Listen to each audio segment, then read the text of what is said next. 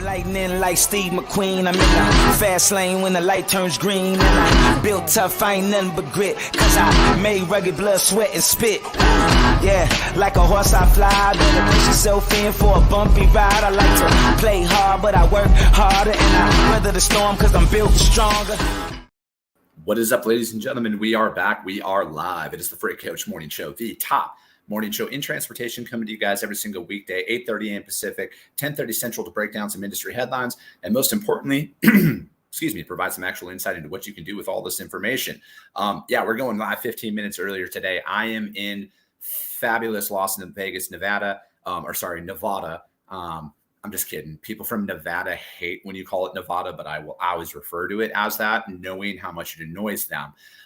It's not sunny today. It's actually cloudy out here today. And I'm going live from my hotel room right now. This is where it's kind of a way to bring it back, because this is where I started. I started doing it all off of my laptop in my bedroom. And this is just one of those things that I'm going to continue to show up, you guys, no matter where I am in the world. I'll go live from my laptop. I got my headphones in. I'm going to make it happen. So what I'm going to be doing is I'm out here, you guys. I'm going to be at Con Expo later on today. And I'm going to be walking around there today and tomorrow, meeting a bunch of people, conducting interviews with a lot of the exhibitors, setting up future interviews, and mainly just highlighting the blue collar industry, you guys. If this is your first time tuning in to all of this, welcome. This is the real side of freight. I go live every single weekday here. I break down some industry headlines. And then I also have a twice a week long form podcast where I only speak to transportation professionals, you guys, at the end of the day, because I'm trying to put information out there that you can apply, utilize, and see a meaningful difference in your business and your life. Normally, I got that American flag behind me in the studio. I proudly fly it for multiple reasons. A, we're the greatest nation on earth, but B, I'm living my American dream, and I want to help each and every one of you guys live yours as well. Before we get into anything else, I got to give a shout out, you guys, to my friends over at VHub, vhubapp.com. Whether you're a broker, carrier, or a shipper, we all need access to trailers at some point in time. And the best part about with what they have, you guys, you get paid to move these trailers for them. That's right. That is money on top of the revenue that you can get by loading these out. So what they're working on, you guys, they have West Valley City, Utah, needing to get up to Calgary, Alberta, and you get $1,550 to move that trailer, $1,550 US. They also have Paragould, Arkansas, going down to Irving, Texas, and you get $550 US to move that. And then if you're out there and you're trying to get in the door with the large enterprise shippers, most of them ask for drop trailer capacity. And now you have that capability with them. So they have drop trailer pools available down in Paragould, Arkansas. There's 150 of them needing to get up to Mississauga, Ontario. You get 1,000 Canadian to do that, or about little over 700 US. And then they also have 200 trailers in Staunton, Wisconsin, needing to get into Milton, Ontario. Both of those are in the greater Toronto area.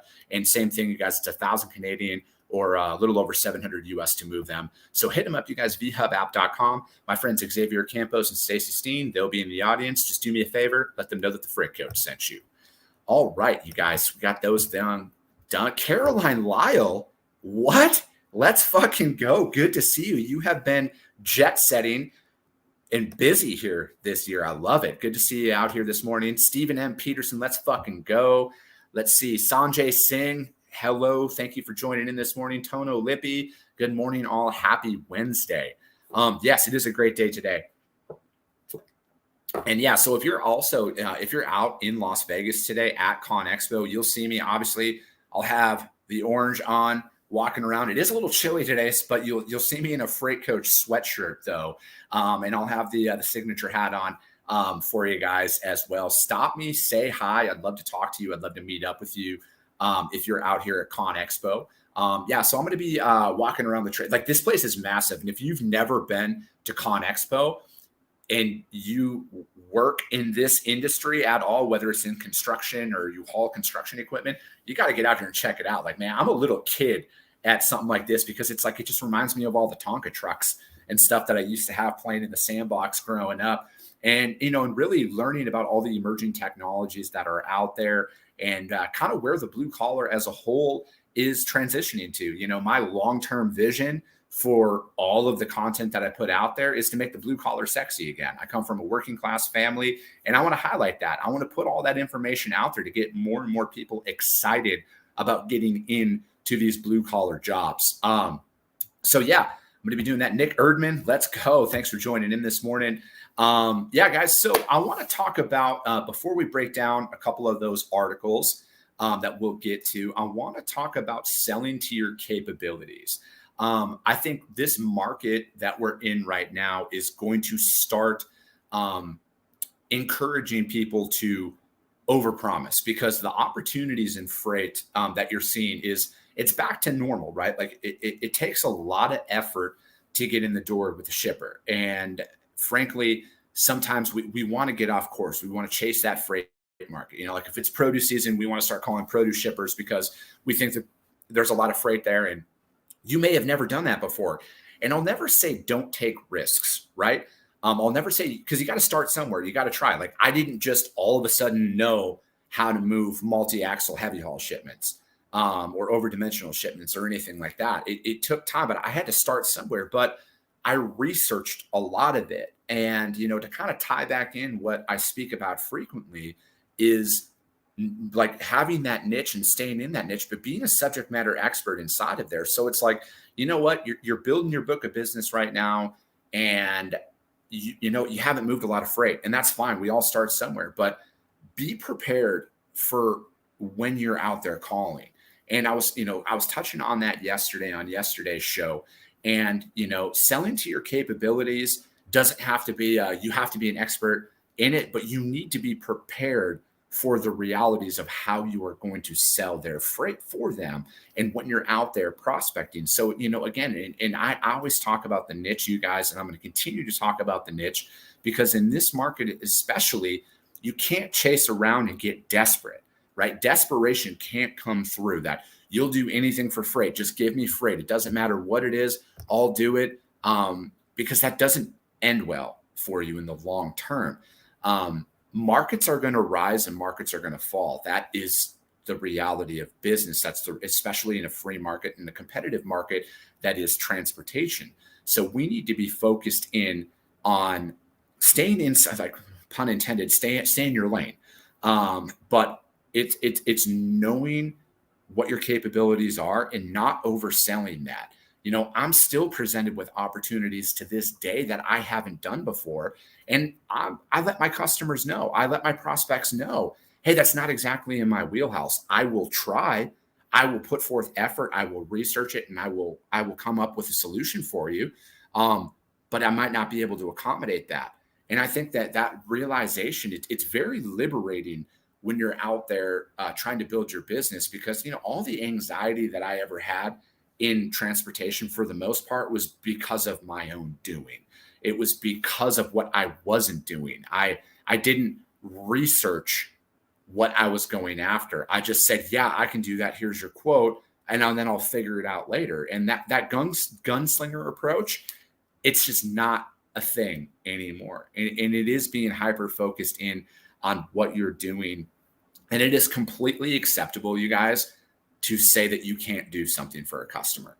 It's completely acceptable.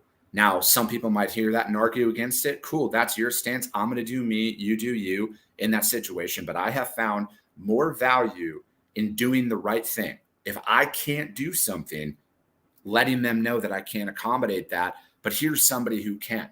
I'm not afraid of competition. I'm not afraid of my network of individuals who may be more specialized in a certain area than I am, because my customer wins, and customers will always remember how you treat them in those moments. Good, bad, they will always know, and they will always hold you to that.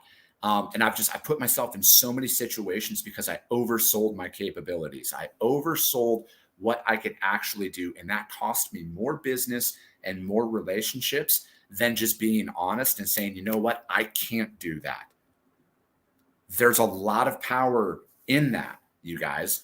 And it might be counterproductive to some of you, and that's fine. But I'm going to continue to advocate for selling to your capabilities, honoring your commitments. And if you can't do something, find a solution. And sometimes that solution is, hey, I can't accommodate that, because then that lets your customers go and find somebody who can. And there's nothing wrong with that. You're never going to get punished for doing the right thing. contrary to popular belief out there in some circles. So that's my little tip today on selling your capabilities, especially in the freight market that we're in. Sonny Sharma, good morning, Orange Shirt Gang. Sonny, thanks for tuning in as always. And yeah, you guys, let's it's going to free ad for Dunkin' Donuts. I mean, anytime there's a double D in the hotel, I always am thoroughly happy for that, because if you guys don't know, Dunkin' Donuts is for the working man. All right, let's break down some articles here. Let's get to it. We're going to talk about this one was written by my friends over at the JOC. And it is U.S. trucking warehousing firms shed jobs, but still have more than a year ago. And this is written by my good friend, William Cassidy. And then, I want to talk about that to take into consideration, because that's been the main focal point here of a lot of what we're talking about in the freight market and everything else, is comparing where we were a year ago, 2 years ago, 3 years ago is very crucial to how you forecast for the future. Okay.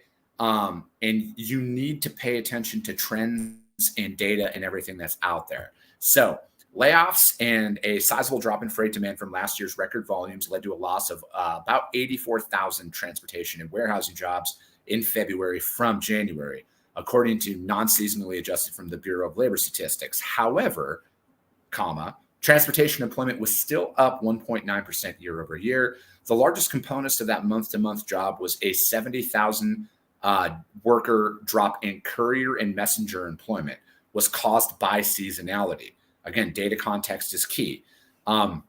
Trucking and warehousing suffered smaller job losses in February, with 10,000 employees actually exiting trucking and 5,100 leaving warehousing. But trucking and warehousing employment were 2.2% and 0.7% higher than a year ago, respectively. That is a sign, though, of how freight demand and freight-related employment rose during the recovery of the pandemic. And it's also a sign that the overall freight employment is not heading for an abyss, although it may further fall in the next few months. Adjusted for higher truck transportation employment, a number that represents actual employment and actual jobs, hit its peak in October of 2022 at 1.6 million employees, and that number fell to 1.58 million in February. However, high freight demand drove trucking employment up 14.6% from April 2020 to October of 2022. If freight demand sees a limited bounce back this spring, transportation hiring may follow. And I think that that's a good thing to take into consideration here is when jobs leave the market, what sector are they leaving? Is it a seasonal job? Is it OTR? What does that look like? But, yes, anytime the market changes, you guys, companies are going to go out of business. It sucks to see. I will never advocate for anybody to quit. But people are going to choose what they're going to choose. And I think that's where the media should be doing their job on painting both sides of the spectrum on the reality of where we are, but what people can do to stay profitable. And that's why I do what I do every single day, you guys, is to keep people in business, because the reality is the market's going to change. Anytime a market goes up, and it's not just transportation that this happens, it's other markets as well, where there's the best term to put is a low barrier to entry, right? Where you might need to just go through like an insurance agent or a realtor. You got to take a course, then you can start selling houses. Everyone's a realtor when the housing market's hot. Everyone sells mortgages when the housing market's hot. And there's a lot of similarities in freight too. A lot of people come into transportation when the market's hot because they chase that easy money. But what they don't plan is the market that we're in right now, when you need to continuously show up and you need to provide real value to your customers to win and retain business. And then, also goes back into this article, trucking companies appear to be ratcheting back hiring and letting some truck drivers and other workers go, whether through temporary furloughs or layoffs. The Journal of Commerce for Hire Trucking Employment Index dropped from a revised reading of 104 to 103.3, indicating a real trucking employment based on non-seasonally adjusted numbers is 3.3% higher than in the fourth quarter of 2018, the pre-pandemic peak. The biggest thing I'm thinking is driving the decline in trucking employment is sustained reduced output from chemical manufacturers, excluding pharmaceuticals, paper, and primary metals, said Jason Miller. He's a professor over at Michigan State. He's very active on LinkedIn. If you're not following him, I would highly recommend to follow him. Paper product output has dropped by double digits from a year ago, while chemicals and primary metal outputs are down by mid-single digit percentages. Those three sectors account for about 13% of all ton miles for trucking. On services, on the services side of the U.S. economy, the leisure and hospitality sector added 105,000 jobs out there. Food service and beverage employers added 70,000 jobs. Even so, employment in that sector is 2.4% lower. Retail business added 5,000 jobs.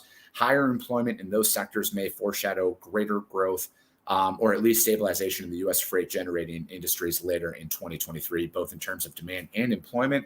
Inflation and interest rates, as well as the fate of the U.S. debt ceiling, remain the wild cards. Trucking companies have announced furloughs or layoffs. Trucking companies that have announced furloughs or layoffs are hoping that they will be able to bring drivers and other employees back quickly if the freight market improves. Even so, they will likely face stiff competition for workers out there. I think that with where, when I'm seeing this, and I hate seeing people lose their jobs, but I think that when you look at these last couple of years, there was a panic layoff in 2020.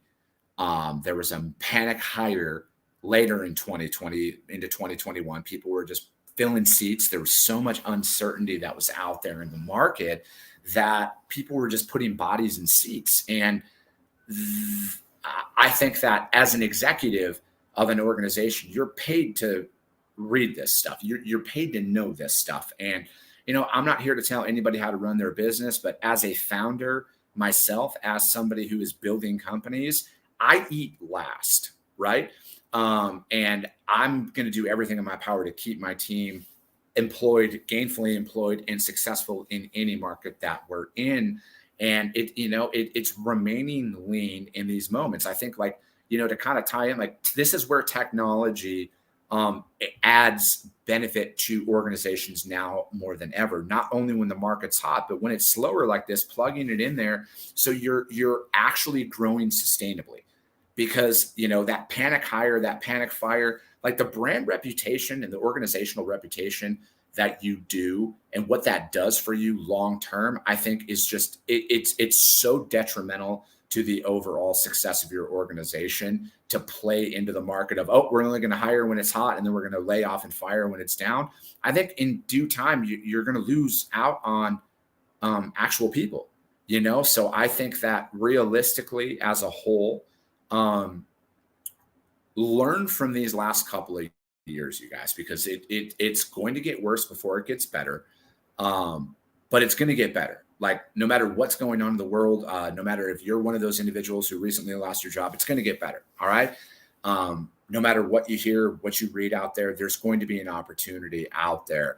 And I'm starting, I'm viewing a lot of these situations that I'm seeing now as, all right, how do I prepare myself in the future for when I'm in this scenario? Because it's only a matter of when I'm in this scenario, and it's planning for that situation so I am better prepared. And that's where you got to take these moments, you guys. Listen, I love business when business is easy, but it's not easy. And the freight market that we're in right now, this is a normal freight market. It's a challenging freight market. But why should it be easy? If you're really that great of a provider, which if you polled 100 sales reps are all going to say they're the best, you'll never lose business. You'll only gain. That's, that was the main driving force on why I started Freight Coach Logistics when I did, because I know for a fact I will grow exponentially during this market turn. This downturn, this market that we're in, I know I will grow exponentially throughout this because I'm prepared for this. I'm aware of how this is going to go for the next 12 to 18 months because I've seen this multiple times before.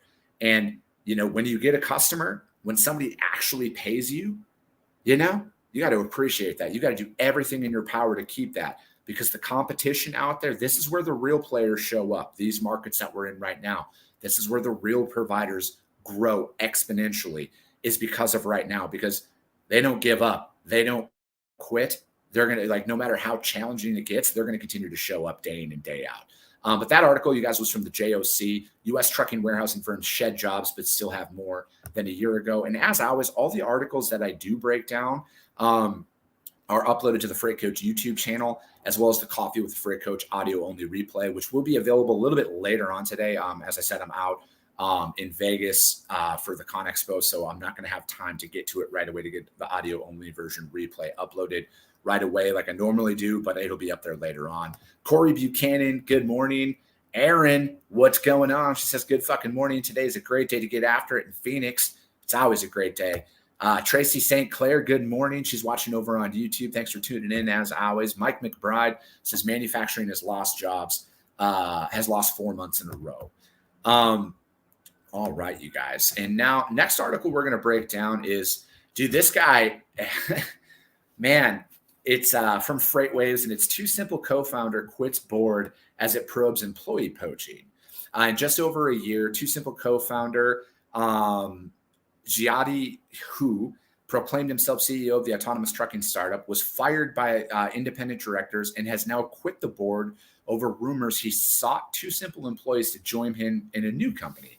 In a 2-sentence 8K filing with the SEC on Monday, Too Simple said who had resigned or effective immediately, and that he co-founded the company in 2015 and previously served as chief technology officer. Prior to the resignation, the company was conducting an internal investigation into rumors he was approaching Too Simple employees about leaving the company to join him in a new venture. And then he resigned with the while the investigation was ongoing. He owns 10% of Too Simple shares. In November, he transferred his rights for super voting shares that he co-founded with Mo Chen, received when Too Simple went public in 2021 with 10-to-1 super voting shares, and those owned by him. Chen controls about 59% of the voting rights in the company, and Too Simple was the first autonomous trucking to demonstrate driver out capability when the robot-driven truck traveled 80 miles from Tucson to a rail yard near Phoenix in 2021. And then let me see here. A long, strange year at Too Simple. Yeah, man, it's been interesting. A series of events last year combined with general market abandonment of technology startups dinged their reputation as an industry leader. In March of 2022, who unexpectedly pushed out CEO Cheng Lu to take over as the company's day-to-day leader. Most of Lu's management team left over the next few months. In April, a human supervised Too Simple truck reacted to an out-of-date computer command and crossed the lane of traffic on I-10 near Tucson, smashing into a concrete barrier. No one was hurt, but media attention led to questions about the readiness of them. And then in October, Too Simple's 4 independent directors fired Hu. They claimed he had a lack of transparency and about Too Simple's employees working in there. And then Lu returned as CEO in November. Amid boardroom drama, Chen, who left his role as chairman in June, returned as an executive chairman. Too Simple since appointed 4 new independent directors, but Chen's voting power means he has the final word on everything board related. And then Too Simple lays off 350 employees. Navistar International ended its 2.5-year development partnership with them in December, and that left them without a development partner for the redundant chassis critical to unmanned trucking. In late December, Cheng laid off 25% of its workforce and reset the company's priorities to lessen reliance on autonomous freight hauling and refocus on research and development. And Too Simple was cleared earlier this month in the I-10 crash. The FMCSA closed its investigation without assessing penalties. I think, I personally think that in this situation, like there's a lot to learn, man, it shows that emotional intelligence is very key. Something that I work on. I'm probably the last person to be speaking about the importance of emotional intelligence, but I'm working on it a lot. And then in today's day and age, you guys, social media is forever. What you say out there online is forever. How you act is forever. And you need to be very aware of a lot of this. And I think that at the end of the day, though, people are human beings and people make irrational decisions at time. And I think, in due time, somebody, he might come back and say, yeah, I fucked up in that moment. But it's going to be interesting to see.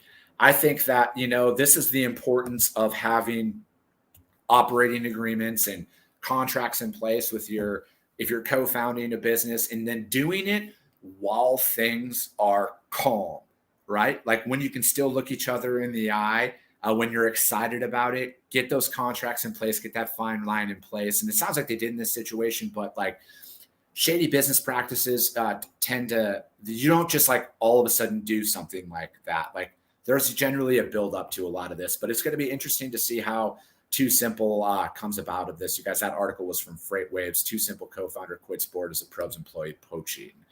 Let me see here. Zach Williams, what's up, man? Dude, Zach's with SPI Logistics. If you guys want to become an independent freight agent, hit up my man, Zach. Join the team. DW Lane says, yeah, right, you're in Vegas for the tournament. Dude, I wish that was the case. But, yeah, man, it's funny how that all works out, where it just happens to be out there.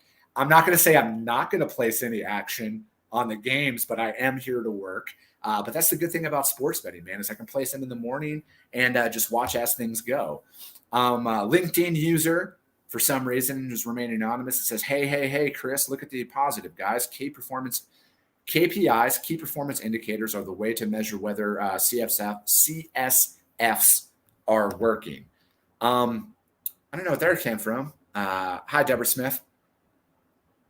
And yeah, it's KPIs are, I am not the biggest fan of the level of KPIs that some organizations put out there. I definitely have KPIs. I utilize them. I just don't. I feel like there at some point it turns into massive micromanagement of your team, and I want more individuals. I want my team to flourish, and I'm never going to wear somebody out. Like, I've never understood that you got to hit 100 cold call tally in a day. I feel like you can get to that point, but like, I think that you need to look at how you're targeting, your prospects, because I think that KPI comes into play when you're just making $100 for the sake of making $100. If you have 100 phone calls that you're making every single day to your target market, your target audience, I could see that being a very valuable thing. But I also don't want people to look at the clock and be like, I got to get 50 more dials in. I had 50 meaningful conversations, and you start rushing people off the phone. And it's KPIs are beneficial.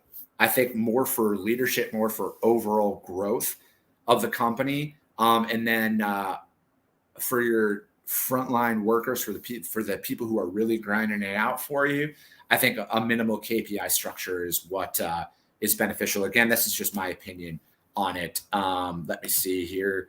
DW Lane, who am I liking? Shit, man. I pay so little attention to sports now. It's tough for me to put out a team out there.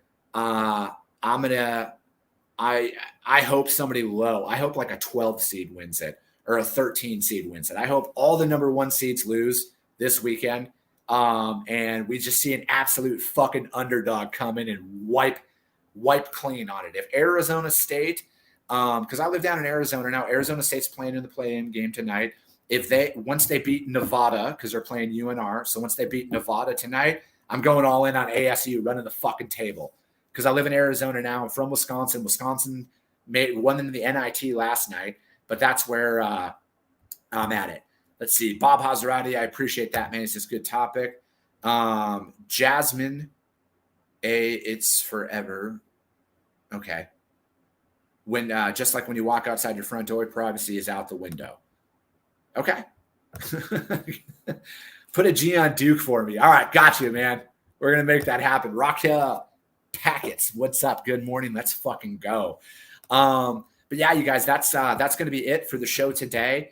I started 15 minutes early because I got to get over to Con Expo. I got some interviews. I got the best way. Let me see here. DW Lane, what's the best way to send a prospect an email if they don't pick up the phone? I believe keep it short and sweet. I think how you reciprocate and respond to emails in your personal life are a direct correlation to how you should outreach to your prospects. If you barely read, don't do bulky paragraphs. Highlight your capabilities in no more than 2 sentences.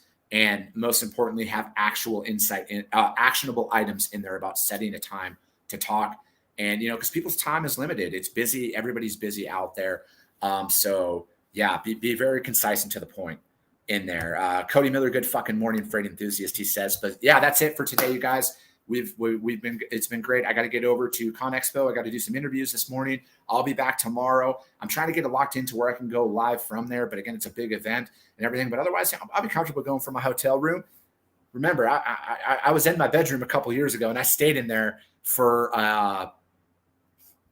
we can do, I started in my bedroom. I'm not afraid to go live wherever. DW Lane, let's get in contact a little bit later, man. Again, I'm traveling this week, so we could possibly work something out here, man. And I appreciate it, Cody. As always, you guys, thank you so much. If you guys saw value in this, you guys subscribe and share to the show. Share it out there, get it out there, because if you guys see value, your network's going to see value in it as well. I appreciate you guys. I love you guys, and we'll be talking to you soon.